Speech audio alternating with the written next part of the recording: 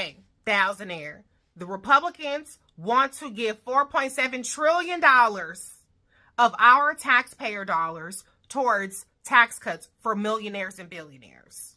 They want to have the biggest wealth transfer from us so that people like Elon Musk and Jeff Bezos can take their ass outer space.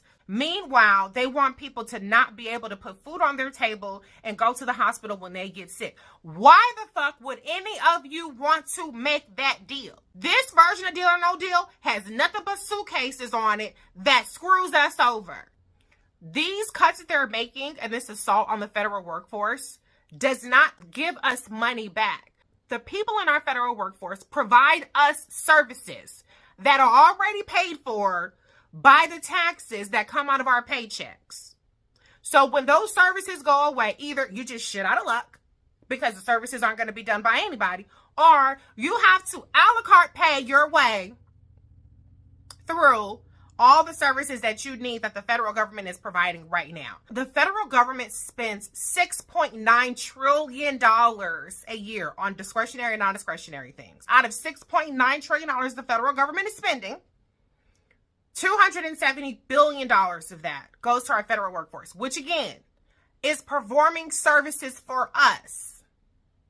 And we're getting it at a discount because federal workers generally make less than private sector employees. So what these people are offering us, Musk, DOGE, Trump, is a raw deal. I know that we don't have a better angels of a society. So when you see that $800 billion is getting cut from Medicare or Medicaid, you're like, well, what that got to do with me? What it has to do with you is the fact that 32% of our national health spending comes from the federal government and 16% comes from state and local governments. And so those expenditures are supplementing our expenditures, which allows us to have a wider array of services, more hospitals, and at a lower cost to us as individuals.